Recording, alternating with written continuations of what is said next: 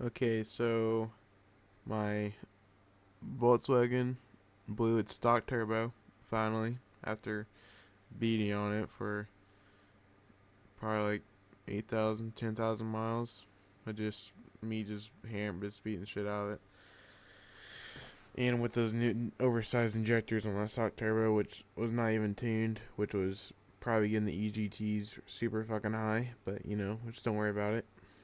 But so I blew the turbo on the Volkswagen, but I already had all the parts ready and that stuff in mind, so I wasn't really too upset. But it just kind of sucked that it happened on the highway. But yeah, I was getting on the highway and it just fucking blew. Bunch of white smoke, pulled over, and it was sure enough. I already knew it was a turbo, but I got to my work and you'll see a video shortly of me grabbing the turbo, and it's the turbo wheel is just gone. But I bought this intercooler and I got all this piping kit for it, put it all together, and it was a tight fit. Like the bottom half and even the top half, like everything's got to be cut to size, and you gotta like put it all in there as like one piece. You can't just put it together like a puzzle.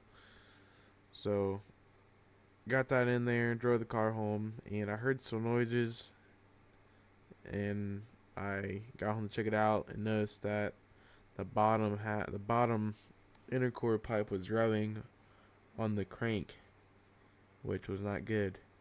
And also the upper hose was rubbing on the power steering pulley. So, but I think just the lower was rubbing because when I got home, I took a sharp left, and it kind of like I think it just moved the motor over, like it shifted the motor to cause it to rub on that. But the upper piece was just gonna rub on it no matter what, because when we put it all together, we checked all the clearances and it was good.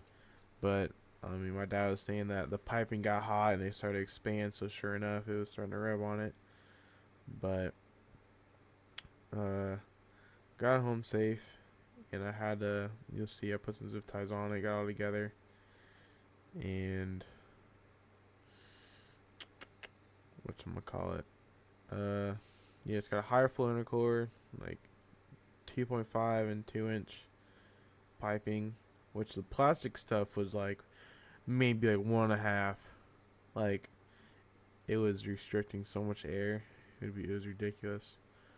But I put it all together, and the car was in limp mode because I got a different map sensor, and I mean it still drove okay, but it needed to be tuned. And I bought this stuff for it, and it was a little complicated, but once I figured it out, it worked good. And this tuner called, I'll put his tag or at whatever right here.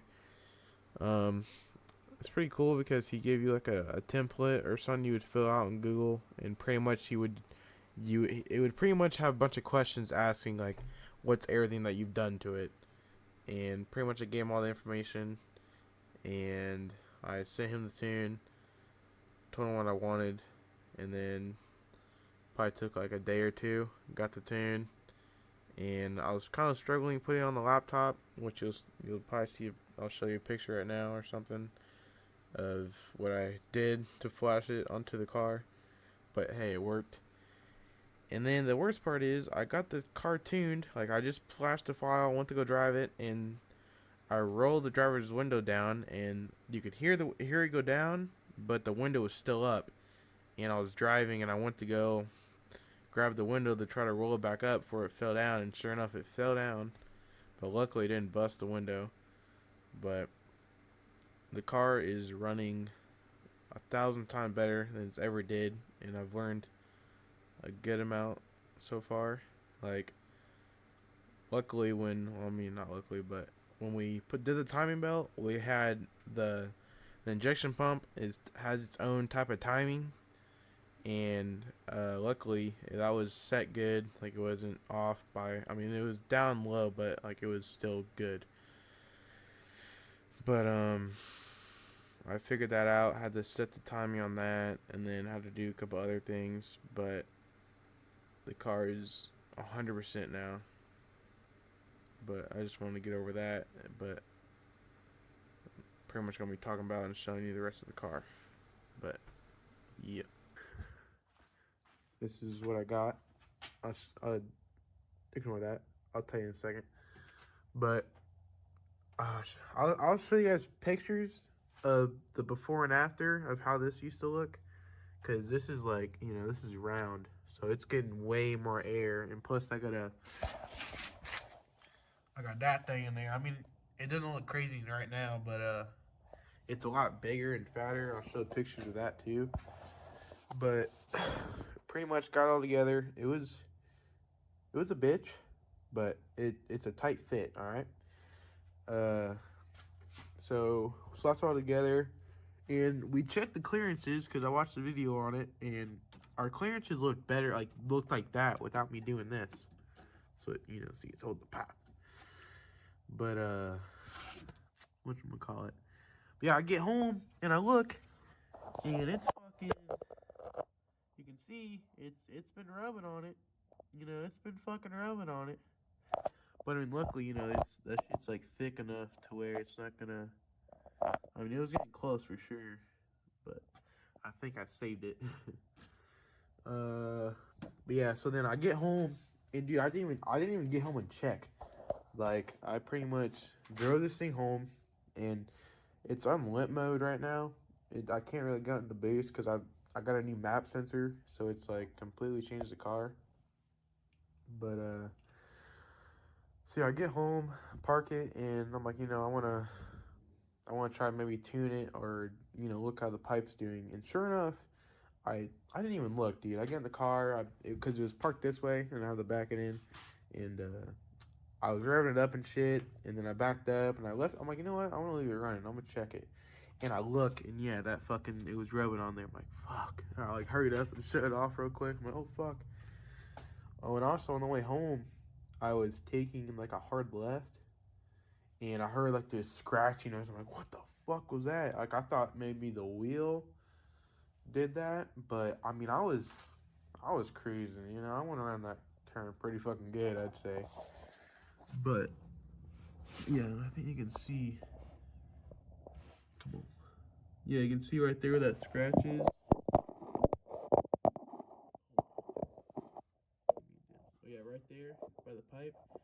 So, right, what you're looking at is the crank wheel, and it's that scratch mark. Oh, sorry, that scratch mark right there. You kind of see to the left. Yeah. When I turn left, I guess it fucking rubbed on the damn pipe. Cause yeah, like, dude, I'll take a video of it like at work, but it's a fucking tight fit under there. Like, it's. Yeah, I'll show you what that looks like. It needs tune desperately. Like, I can drive it.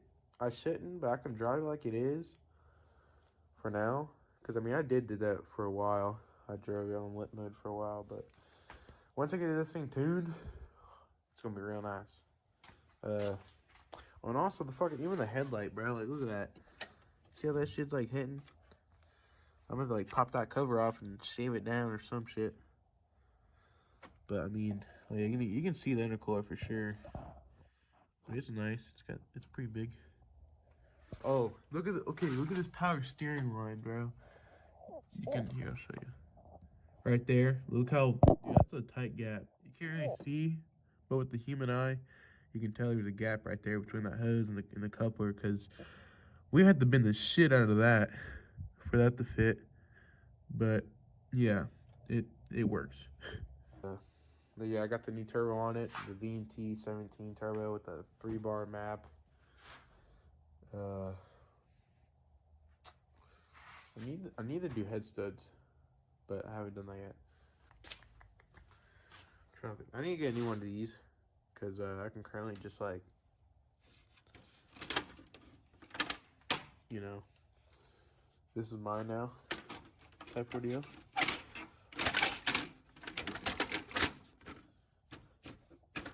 It ain't going nowhere. But oh yeah, so this is a fucking ghetto rig, or what do you want to call it? I put a rag because, you know, there's metal right here. I didn't want to, like, just cut it off and then just start rubbing again. So I put a rag so it would at least have some type of cushion. But yeah, I had to fucking, you bitches are tight, son. So if one fails, I got the other one. You know what I'm saying? But I don't even know. I need to get fucking black one of these, like the black pieces, and probably just black one of those because we spray painted them bitches. There's also a fingerprint on there. On that side. I need to do something about this fucking trim, bruh. Cause look at that bullshit. It's, you know how nice, you can't even tell, but then you see this bullshit. It's like, god damn it. And it's got this fucking stupid ass straight motherfucker. Yeah, there's the stock wheels. See, there's the stockies, and then there's these, which I like. I like these way fucking better. And the fitment was just I didn't even guess.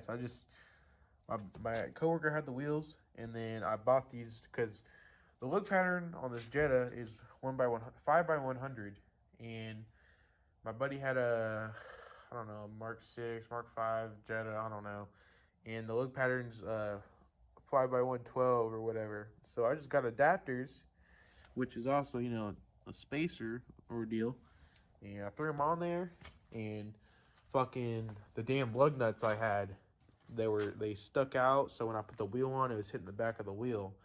So then I had to fucking order these like half, like the shaved down ones that were already made to be like that.